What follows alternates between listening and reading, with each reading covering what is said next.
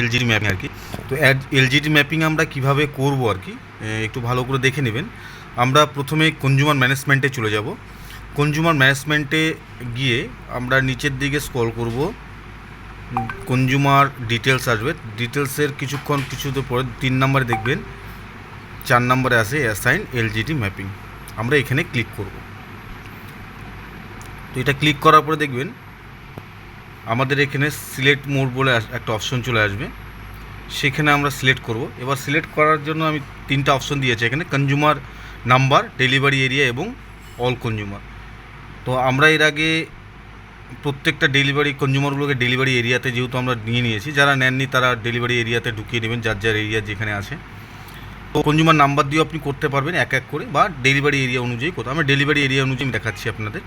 তো ডেলিভারি এরিয়াতে আমরা সিলেক্ট করবেন, করার পরে দেখবেন ডেলিভারি এরিয়া চলে আসবে। তো ডেলিভারি এরিয়া যেগুলো আপনাদের ডেলিভারি এরিয়া রয়েছে ডিসিএমএসে, প্রত্যেকটা ডেলিভারি এরিয়া আপনাদের শো করবে। তো আপনারা যেগুলো করবেন আর কি, ধরে নিন আমি যে কোনো একটা এরিয়া আমি নিয়ে নিচ্ছি।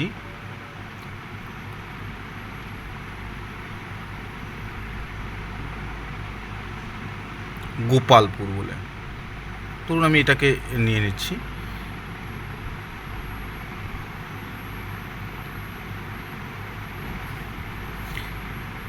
তো গোপালপুরে এরিয়ায় যেগুলো আছে সবগুলো চলে আসছে এরিয়াটায়। এবার আমাদের কাজ কি, লোকেশন টাইপ করা। এবার আমাদের এটা যেহেতু গ্রাম, তো আমরা রুরালে ক্লিক করব। ক্লিক করার পরে আমাদের অলরেডি ডিস্ট্রিক্ট, আপনাদের প্রত্যেকের ডিস্ট্রিক্ট যে ডিস্ট্রিক্ট চলে আসবে। নিচে আপনাদের সাব ডিভিশন, আপনি যেটা আছে আর কি, আপনার এরিয়া সাব ডিভিশন যেটা, এটা যেহেতু গোপালপুর, তাহলে মাথাভাঙ্গা 1-এ আমি ক্লিক করলাম।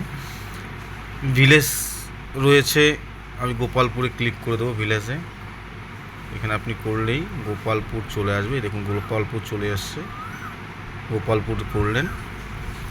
করার পর যেহেতু এরিয়া টোটাল আমাদের এটা করা রয়েছে, গোপালপুর এরিয়াটা বানিয়ে নেওয়া আছে একবার টোটালি, তো আমরা টোটালটাকে অল সিলেক্ট করে নেব।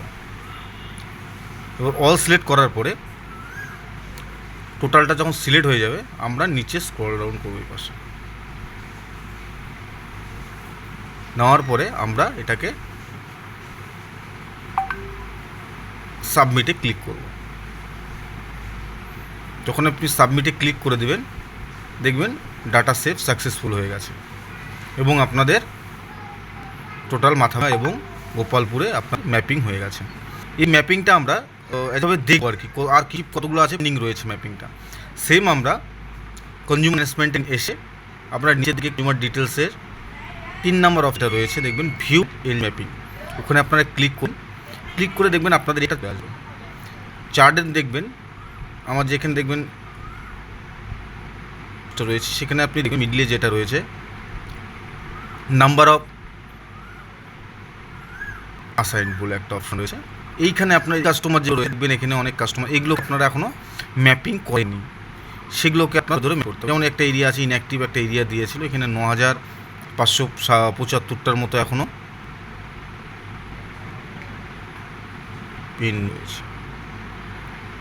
এইভাবে আপনার প্রত্যেকটা এরিয়াগুলোকে আপনাদের ঠিক দেখে জানিয়ে নিতে হবে। ঠিক আছে, তো থ্যাংক ইউ।